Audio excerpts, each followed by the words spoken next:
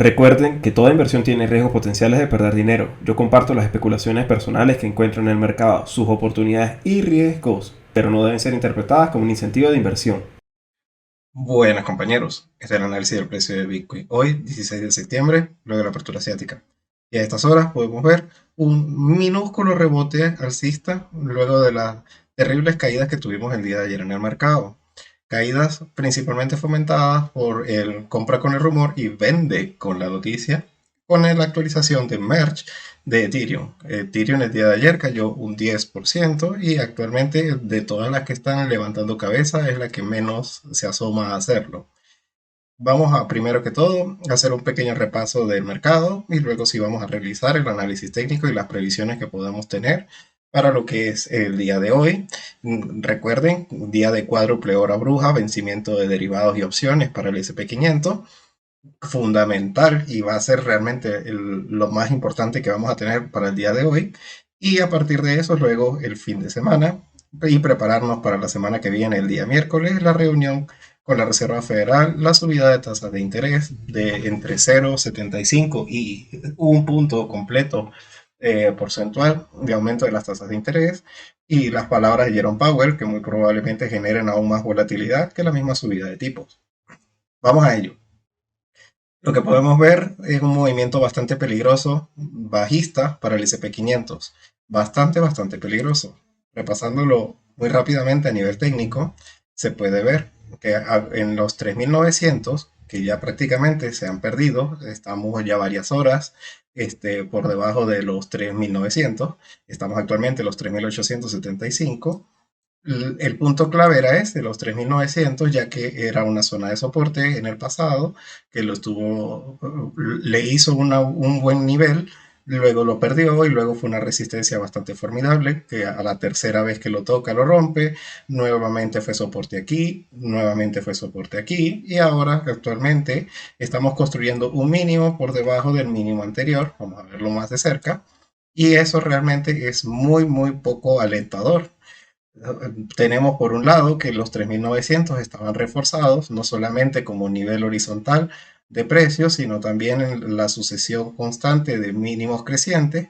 Era el punto clave justamente en donde el precio hacía esa unión y ni el soporte de los mínimos crecientes ascendentes ni el soporte horizontal fueron suficientemente fuertes para resistir la caída que está teniendo el SP500, anticipándonos lo que puede terminar de ocurrir a otros mercados de riesgo para la próxima semana. Lo más probable es que el mercado se esté preparando para lo que puede ser una dureza muy fuerte por parte de la Reserva Federal con referente a las subidas de tasas de interés o el tiempo que le va a llevar volverlas a bajar. Eso el mercado aún no lo ha terminado de descontar, lo está digiriendo porque esta vela espantosa que estamos viendo aquí del 13 de septiembre fue cuando se dio el dato de la inflación en los Estados Unidos y el IPC subyacente salió muy por encima de lo esperado. Les recuerdo, el IPC subyacente es aquella inflación que no está considerando los elementos más volátiles que la constituyen, que son alimentos y energía. Al tener por fuera esos dos elementos, se suponía que iba a ir de la mano con lo que estábamos viendo en el gráfico mensual y anualizado de una caída constante, porque aunque sí se vio una caída en lo que es el IPC, no se tuvo una caída en lo esperado, sino quedó un poco por encima. Ese no fue el dato que generó todo este daño de una caída del SP500 en un solo día de un 4,41. Es más, este tipo de caídas realmente nunca son presagio de nada bueno y no, casi nunca se devuelven tan fácilmente. Estas caídas las puede asumir las criptomonedas o mercados más pequeños, pero cuando ocurren en el mercado de un índice, y principalmente el índice más grande de todos, que es el SP500, difícilmente es que se van a detener en ese punto, sino que casi siempre continúan. Lo lógico era que de todas maneras intentara el soporte hacer con mayor fuerza resistir esa caída y no fue así. Esto ha generado muchísimo miedo porque en la medida en la que no se pueda controlar la inflación, simple y sencillamente el mercado no va a retomar ni se podemos medir cuál sería el piso, ni tampoco podemos asumir tampoco hasta cuándo o cuándo se alcanzará ese piso. Eso ha sido lo que realmente ha destrozado la moral de los mercados y ha construido una figura técnica bastante negativa, que es este hombro izquierdo, cabeza y hombro, y la medida en la que debe caer el SP500 para al menos encontrar un cierre de cortos que le haga un soporte lo suficientemente significativo, al menos temporal, a la caída que podemos especular, dada la figura técnica que estamos viendo actualmente, es este. Fíjense, dada la ruptura en este punto, estamos hablando de que el SP500 puede fácilmente ir a buscar los $3.500, un mínimo por debajo del mínimo de junio, y eso augura algo muy negativo para los mercados de riesgo. Yo de todas maneras le daría de filtro que se cumpliera el vencimiento de la cuádruple hora bruja, que la mitad, más de la mitad de la gama de este vencimiento se ocurre con la apertura de Wall Street. Y luego queda solamente una parte igual importante, pero queda una parte para el vencimiento justo al final de la sesión. De manera de que a partir del fin de semana, los mercados de riesgo se encuentran sin la influencia positiva que los defensores del vencimiento pueden generar, ya que evidentemente las semanas de vencimiento son las semanas menos volátiles del mes, ya que es ahí en donde se vencen las opciones y la mayoría de las opciones que están a punto de venderse se venden a un precio menor del que normalmente ocurre. Y ese descuento también genera que a su vez los que van a perder, dándole beneficio a los compradores de las opciones, en este caso compradores de opciones a la baja, put, no, nunca permitan que el precio se desplace con muchísima fuerza en una dirección, lo manipulan incluso hasta minutos antes del vencimiento para luego dejarlo correr en la dirección en donde habían estado manipulándolo. En este caso, lo más probable es que estos defensores del vencimiento que les estoy diciendo intenten hacer algún tipo de recuperación a retestear la línea clavicular de ese hombro cabeza a hombro entre los 3.900 y los 3.930 es en donde muy probablemente, si llegáramos a ver un rebote previo a la jornada de Wall Street de hoy, es precisamente por esa manipulación del vencimiento para luego dejar que corra la tendencia. Era muy importante que aclaráramos esa idea para que nos pusiéramos en contexto de cuál es el peligro actual que corre el mercado. Peligro para aquel que ha estado comprando y holdeando, porque estas son las grandes oportunidades para las personas que están trabajando con futuros y abren cortos. Y bueno, eso viene siendo la lectura general del mercado. Hay pánico y hay probabilidades bastante amplias de que siga continuando un movimiento bajista por técnico y por macro, ya que ese miedo en el mercado a lo que puede hacer la Reserva Federal es lo que está generando ese miedo. No son solamente los inversores del SP500 los que están aterrados, sino los de los bonos. Por un lado, el bono a 10 años está retesteando su resistencia más alta de todo el año y alcanzar, y aquí tengo mi alarma, el 3.5% de rentabilidades probablemente confirme la figura del SP500 y probablemente confirme también las mismas figuras técnicas que tenemos para Bitcoin y otras criptomonedas. Ya los vamos a ver de cerca. Pero este, compañero, es el último soporte diciendo que no, los bonos aún no lo han perdido, pero el SP500 sí. Alcanzar en los bonos la rentabilidad de los bonos a 10 años, que lo pueden buscar por ustedes mismos en su TradingView o incluso por la página de investing.com US10Y. Ahí pueden visualizar cuál es la cotización de los bonos actualmente. Si alcanzara los 3.5 y sigue, vamos a ver unas correcciones bastante importantes en el mercado. Entonces, los inversores que más saben, los de mayor capital, que son los que normalmente trabajan con este tipo de mercados, están aterrados, pero aún sin romper la resistencia, al menos el inversor de 2 años, de 10 años, perdón, porque el de 2 años ya está volando. Fíjense, esta fue la crisis, entre comillas, de junio, y actualmente ya la cotización al bono a 2 años está en el 3.82%, 3.882.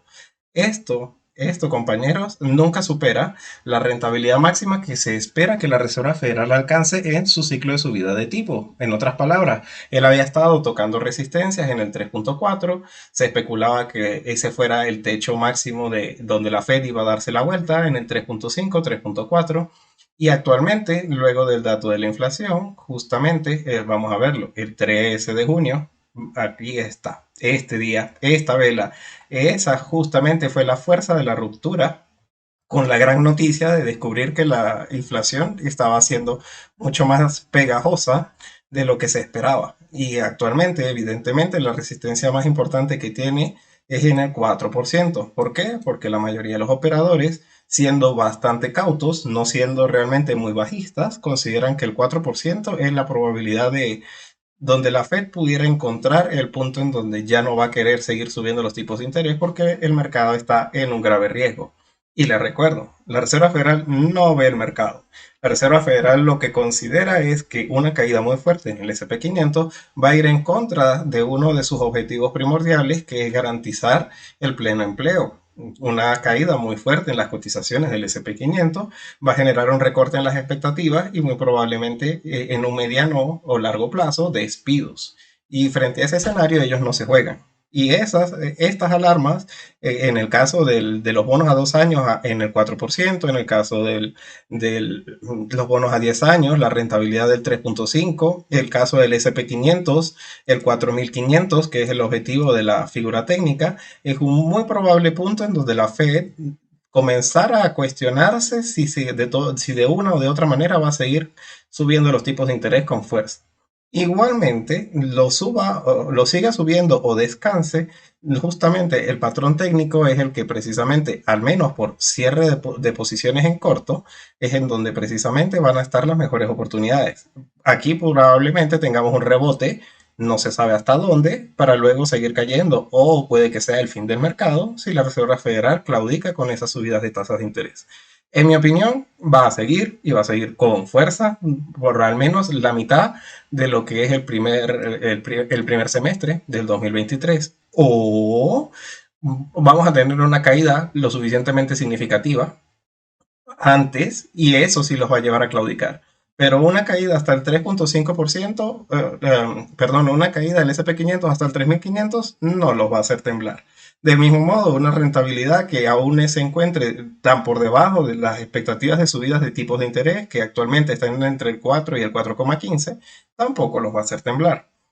Es solamente cuestión de que el mercado siga teniendo su curso. Y es que tenemos muchas pistas. Ya ahora sigue yéndonos a lo que nos compete, que me he demorado un poco haciendo ese análisis, pero espero que realmente les sirva para tener el contexto.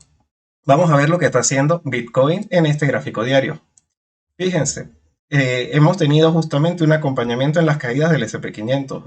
La correlación tan fuerte que está teniendo Bitcoin con los mercados de riesgo es bastante negativa. Fíjense que estábamos a punto de tocar la resistencia fundamental del mercado bajista, la última resistencia, que es esta linecita blanca que tengo acá dibujada, que podía justamente marcar la diferencia entre lo que era la salida de este mercado bajista, ya que era la unión desde los máximos históricos pasando por todos los máximos anteriores. Y cada vez que ha llegado a esta zona, por lo que veo, encuentra rechazo. Ya con este es el cuarto rechazo que encuentra en esa zona, muy probablemente anticipándonos que se vienen caídas aún más importantes. Ahora bien, vamos a seguir con el gráfico diario, que hay mucho que ver ahí. Se ha conformado también una estructura de hombro, cabeza a hombro, un poco parecida a la que podemos ver en el SP 500. Fíjense, este viene siendo el hombro izquierdo, esta viene siendo la cabeza, y este movimiento alcista hasta la resistencia y de vuelta es el hombro derecho. Menos mal nos encontramos aún por encima y no se ha confirmado, ya que la línea clavicular viene siendo la clave real en donde las figuras de hombro, cabeza a hombro tienen significado. Estando por encima, esta corrección aún puede salvarse. No se puede dar por sentado que la probabilidad más alta es una condena muy negativa para el precio, en el caso de Bitcoin. Pero si se perdieran lo que son los $18,700 y tuviéramos un cierre diario por debajo, muy probablemente sí vamos a tener una caída muy importante. Y midiendo desde la cabeza hasta la línea clavicular, tenemos precisamente una caída muy importante en el precio de Bitcoin, hasta ir a buscar los $12,200. Ese es el escenario más probable que tenemos, tanto por análisis macroeconómico como por análisis técnico, siempre y cuando se cumpla la condición de perder los $18,700. Ese es el riesgo más grande que tenemos que tener en cuenta en el corto plazo. Pero, de todas maneras, yéndonos un poco más cerca en el gráfico de 4 horas, vamos a quitar estas líneas que ya no me sirven. Permítame un momento, esto no es acá. Fíjense, viéndolo de una manera un poco más de cerca, podemos ver que hay diferentes niveles que aún no se han perdido. Una caída realmente puede ser muy importante durante la jornada del día de hoy si construye un mínimo por debajo del mínimo del día de ayer. Les recuerdo que justo con la volatilidad que encontramos, llegamos hasta los 19.470. Perder los 19.470 y que tuviéramos un cierre en el gráfico de 4 horas, muy probablemente nos haga perder esta zona de resistencia de los 19.500. Eso puede ser realmente muy negativo y nos llevaría directamente a buscar el siguiente soporte, que es justamente el que les estoy diciendo. Esa es la caída que pudiéramos tener el día de hoy una vez se dé ese vencimiento de la cuádruple hora bruja, si las cosas no salen mejor de lo esperado. No viene siendo la primera opción, no se puede descartar que justamente estando en esta zona de soporte tan cerca, el precio intentara buscar la parte superior de la siguiente resistencia, que son los $20.500, intentando darle tiempo. Les recuerdo que no es tan normal que el mercado descuente con tanta fuerza una reunión a la cual todavía le quedan 5 días. Lo más probable es que de una o de otra manera las caídas se desaceleren. Pero igualmente nosotros vamos a seguir la pauta del SP500. Y viendo la ruptura que ya tuvo el SP500, lo más probable es que Bitcoin no le quede mucho por mantenerse por encima de estas áreas de soporte. La clave, en mi opinión, es en saber cuándo abrir un corto. En mi caso particular, ya estoy en corto en Ethereum. Yo estuve comentándolo directamente en mi cuenta de Twitter. Saben que Twitter es la red social más importante de todos los traders. Yo tengo cuentas en todas las redes sociales, todas están en la descripción, pero para mantenerte en día de todas las noticias, puedes seguirme a mí, que mi cuenta está ahí, o puedes comenzar a utilizar esa red social en donde simplemente viendo a quienes yo sigo, te puedes mantener informado de todas las noticias, tanto macroeconómicas como de cripto. Ahí siempre todo pasa primero. Me enteré con el COVID de absolutamente toda la información, mucho antes que los demás, también de todo lo que fueron las variantes. El Twitter es realmente la fuente de noticias en tiempo real. Y si estás haciendo trading intraday, te sirve. Claro, ese es mi punto de vista con respecto a lo que va a hacer el SP500 y Bitcoin. Si el SP500 luego del vencimiento termina de confirmar la figura, muy probablemente la pregunta es en dónde abrir el corto. Y entre más cerca lográramos rebotar hasta los 20.500, vendría siendo la zona clave para intentar abrir una posición en corto. De lo contrario, sería al confirmar justamente la pérdida de este último soporte. O es comprar o por la parte, perdón, es vender por la parte alta, precisamente para intentar tomar la mayor cantidad de beneficios en el recorrido bajista e intentando ubicar un stop loss en alguno de los máximos anteriores, muy probablemente este de los 20.950 o 21.000 por ser número redondo, o en la pérdida de este soporte de los 19.500 con un stop lo suficientemente ajustado en los 20.000. Serían esos 500 puntos en cualquiera de los dos casos, y sería una garantía de al menos tener un stop para dejar correr una parte de la posición. Indudablemente, si se toman las posiciones en corto en alguno de los dos escenarios, tomar beneficios parciales y solamente dejar correr una parte sería clave para seguir manteniendo un buen averaje de trading.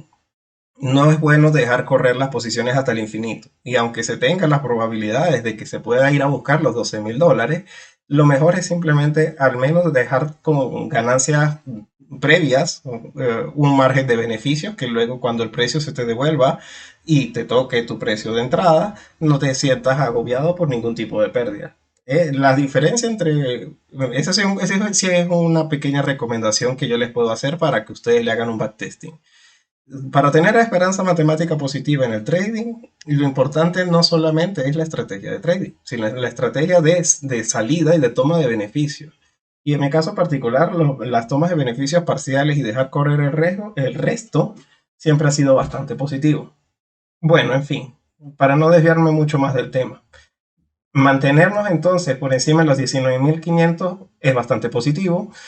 Y la clave es en que lo respete o ver cómo responde el precio en los $20.500.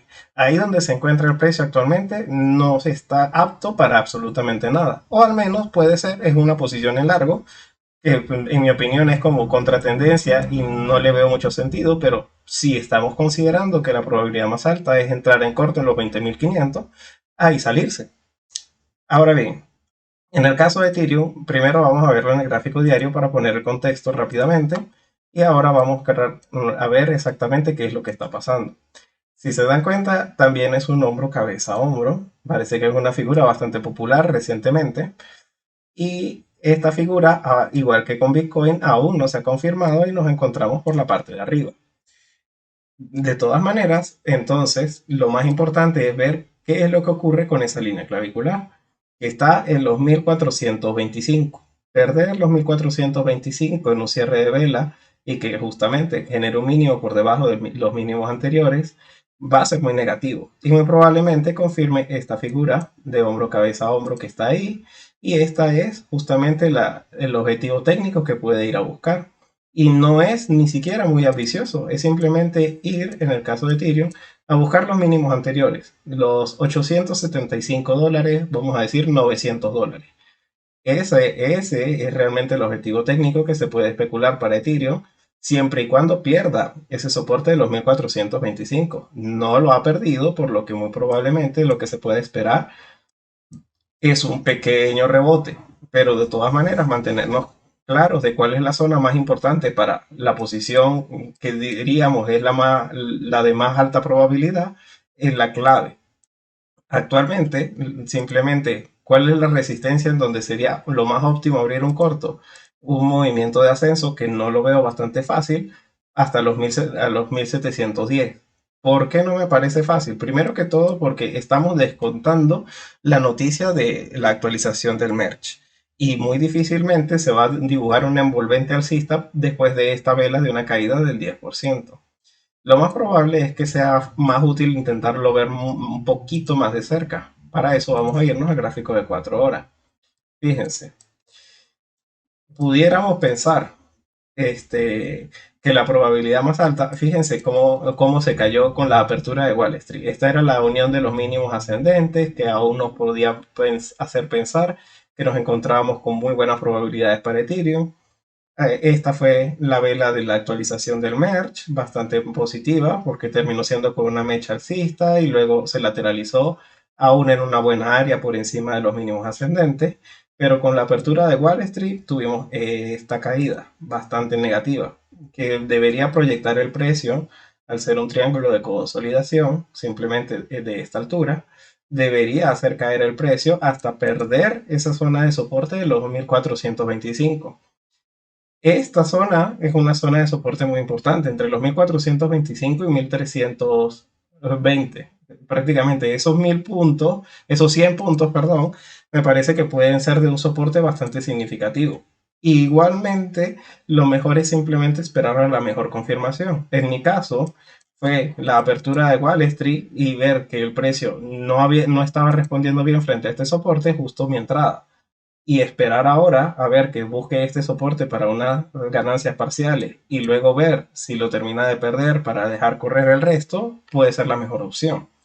Ese es mi punto de vista. La probabilidad más alta es de simplemente ver cómo responden frente al soporte de los 1425. Y para intentar atrapar un corto, es cuestión de esperar al vencimiento y en dónde se encuentra el precio de Ethereum para cuando haga. Les recuerdo el vencimiento, una gran parte con la apertura de Wall Street y la otra al final. Después de eso, muy probablemente el precio sí pueda continuar algún tipo de tendencia. Pero si se dan cuenta, Ethereum es el que se le puede prever una caída mucho más significativa. Es una caída de incluso más del 50% y se puede ver toda desde el gráfico de 4 horas. Cumpliéndose ambas proyecciones, pero si se dan cuenta, es una caída del 50%. Como lo estoy dibujando hacia arriba, se ve como si fuera 100, pero a ver, vamos a hacerlo como es. Así, esta caída viene siendo correspondiendo a un 50 punto, ¿cómo? A un 50,48%. No creo realmente aún a estas alturas y existiendo este soporte tanto por los 1425 como los 1325 de toma de beneficios del triángulo, que sea muy fácil que se cumpla, al menos en el muy corto plazo. Pero todo el mercado lo más probable es que termine de descontar lo que haga el S&P 500, porque el mercado se encuentra extremadamente correlacionado. y de una o de otra manera ya no tengo nada bueno que anticipar para Ethereum.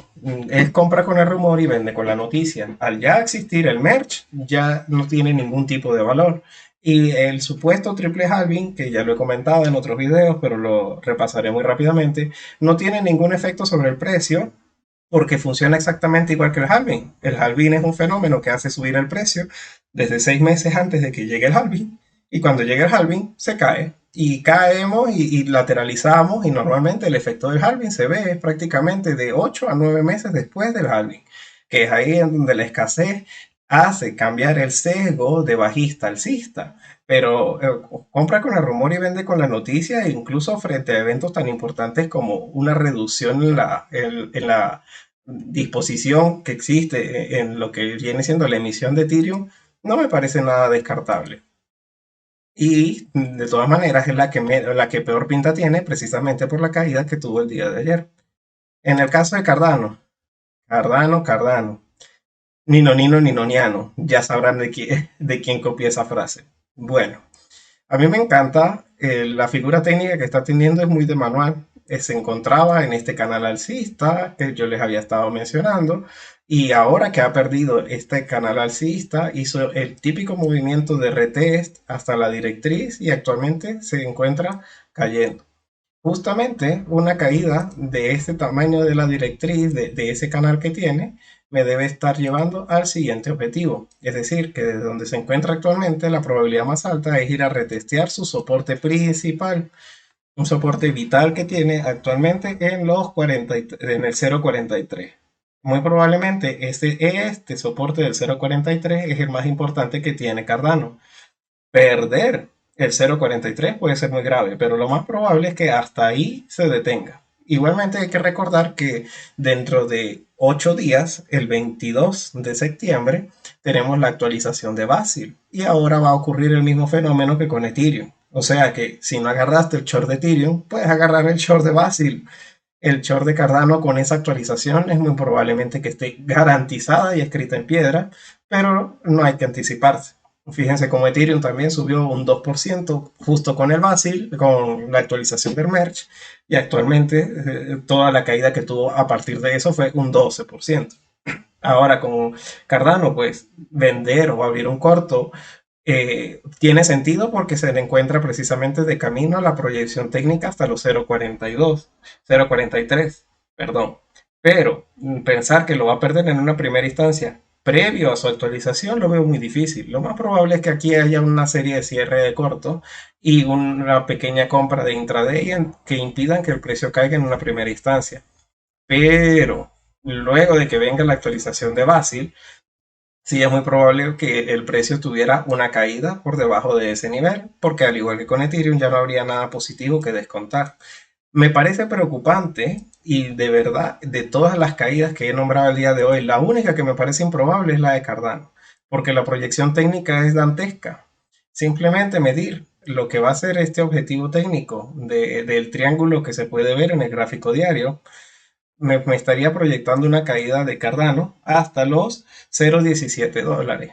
Me parece imposible. Lo voy a decir otra vez, me parece imposible.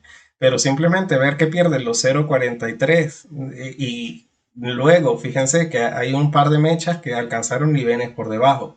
Pudiéramos darle filtro o de todas maneras intentar dejar ver qué ocurre, pero ya en los 0.40 muy probablemente, además de estar construyendo un mínimo por debajo de lo que ha hecho este año, estaría realmente condenando el precio de Cardano a que sí cumpliera ese objetivo. No sabría yo si existiera algo que detenga esa caída, pero al no tener una noticia fundamental de que haya que descontar, ya que el Basil es la actualización más próxima y después de esta no viene ninguna muy cerca, no me gustaría poseer Cardano ni siquiera en el mejor escenario. Sin embargo, el único escenario positivo que se puede hablar para Cardano sería la ruptura de esta directriz bajista de gráfico diario. Que el precio de Cardano creara un mínimo por encima de los anteriores y se montara en el 5.53, en el 0.53, sería muy positivo. A partir de este punto ya podríamos entonces más bien redibujarlo hacia arriba y pensar que vamos a tener un ascenso hasta el 0.75. No me parece la probabilidad más alta. Primero que todo, quisiera ver que primero rompa la directriz. del mismo modo como espero que rompa el soporte. Pero como en el gráfico de 4 horas lo vemos claramente, no parece ser que esa sea la probabilidad más alta en el corto plazo. Roto este canal a la baja y teniendo este retest de manual y estar justamente camino a ese soporte del 0.43. Peligro con Cardano, o mejor dicho, oportunidades con Cardano. Depende de cómo lo estés viendo. Y con Binance Coin también tiene una figura que se parece exactamente igual que la de todos los demás. Sin embargo, un poco más engañosa. Y lo digo porque esto es un hombro, cabeza, hombro. Pero si se dan cuenta, aquí fracasó la figura. Sin embargo, no está inhabilitada porque este máximo está por debajo de este. Es decir, no ha construido máximos ascendentes y ya perdió nuevamente la directriz. Y a diferencia de Bitcoin y otras criptomonedas, sí ha roto, al igual que el SP500, la directriz de ese movimiento. Si se dan cuenta, la directriz se encuentra en el 275 dólares por Binance Coin y al estar por debajo, estando un poco por debajo, ya de todas maneras se puede prever una caída en el precio. ¿Hasta dónde? Pues midiendo hasta desde la cabeza hasta la base, la probabilidad más alta es ir a retestear los 220 dólares, los 300, perdónenme, 220 dólares en esta zona de soporte. No estaría construyendo un mínimo por debajo de los mínimos anteriores del año, al igual que en el caso de Ethereum, son las que mejor fortaleza de soporte del precio tienen, mientras que en el caso de Bitcoin, como les digo, son los 12.000 y en el caso de Cardano me parece casi imposible los 0.17 dólares, pero en el caso de Binance Coin es la que más margen tiene de no construir mínimos por debajo de los que ha estado alcanzando durante todo el año. En otras palabras, es la más alcista de todas, pese a este mercado bajista. Ethereum, que es la única que no he nombrado, queda a la par. Si se dan cuenta, la construcción de confirmar el movimiento va a ir a retestear su zona de soporte en los entre 875 y 900 dólares. La misma zona de soportes mínimas del año.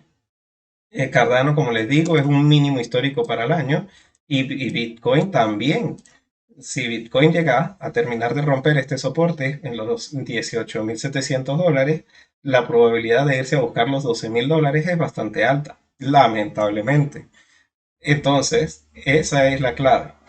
El único gráfico que yo les puedo decir que puede de una o de otra manera justificar por qué Binance Coin se encuentra tan fuerte, también lo compartí por Twitter y es que es algo que ha estado volando por internet y no soy yo el único del que está hablando de ello.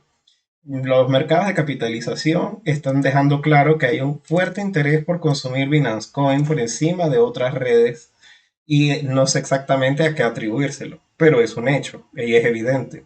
¿Cómo está el mercado de capitalización de dominancia de Bitcoin? Se encuentra en los 40% y con simple una pequeña observación podemos ver que lleva año y medio atrapado en un área bastante descendente de lo que es el área de dominancia. En otras palabras, Bitcoin está perdiendo relevancia en el mercado de las criptomonedas, al menos eso es lo que dice el gráfico. En el caso de Ethereum, Ethereum realmente no tiene tan buena pinta. Simplemente desde lo que es junio del 2021 se encuentra en el mismo área. No es realmente la mejor de sus áreas. Si lo vemos en el gráfico semanal se puede ver un poco mejor. No está cerca de sus máximos históricos. Realmente en alguna oportunidad tuvo el 30% de capitalización y actualmente solamente tiene el 19%. No es realmente a la que mejor le está yendo, aunque mal no le va. Cardano, ay Dios, Cardano. Cardano no está tan mal como otras, realmente la peor de todas es XRP, pero si se dan cuenta es la que peor pinta tiene en comparación con las que hemos visto. Pero Binance Coin, si esto lo estuviera haciendo el precio, es para infartarse. Si se dan cuenta en este proceso de mercado bajista, lo que está ocurriendo es una redistribución de lo que es el mercado de capitalización, poniendo todo en su lugar. Y lo que está ubicando el mercado de capitalización con este gráfico es bastante evidente. Hay un fuerte interés por acumular Binance Coin en la caída. Y no hay muchas criptomonedas que tengan este gráfico. Por ejemplo, Solana es muy famosa por ser una tecnología muy superior y al igual que Binance Coin de Proof of Stake y tampoco tiene ese nivel. Si se dan cuenta, prácticamente se encuentra a la mitad del máximo de capitalización que ha alcanzado. Y no es sino apenas 1.24 de todo el mercado de capitalización, mientras que Binance Coin está en el 4.75 y subiendo. El interés de la mano fuerte por acumular Binance Coin no lo puedo entender, pero tampoco me extraña porque realmente saben que es de mis proyectos favoritos, al igual que Bitcoin. Son realmente las redes que a mí más me llaman la atención. Y bueno, nada más. Eso viene siendo lo que puedo comentarles acerca de lo que está haciendo el precio de Bitcoin. Si tienes alguna idea de alguna criptomoneda que no haya mencionado, me gustaría que me la dejaras en la caja de comentarios para tenerla en el radar o hacerle un análisis bastante rápido. Igualmente, la compresión de la correlación del mercado, es decir, el hecho de que todos los mercados estén haciendo lo mismo y todos estén siguiendo al SP 500, es un fenómeno que eventualmente va a desaparecer, pero está totalmente vigente actualmente, por lo que quitarle el ojo al SP 500 no tiene mucho sentido. Y todo lo que probablemente se pueda especular porque haya una mejor tecnología o haya un gran avance, nada de eso va a tener relevancia mientras el mercado esté tan correlacionado con las noticias del mercado del SP 500. Es ahí en donde van a estar las mejores oportunidades. Me gustaría de todas maneras que me dejaras tu opinión. Y recuerda darle like a este video y compartirlo con tus amigos traders. Voy a intentar realizar algún tipo de actualización durante el fin de semana, luego del vencimiento de derivados, si me da tiempo. De todas maneras, lo más importante va a ser es observar cómo termina ese cierre. Bueno, compañeros, hasta luego.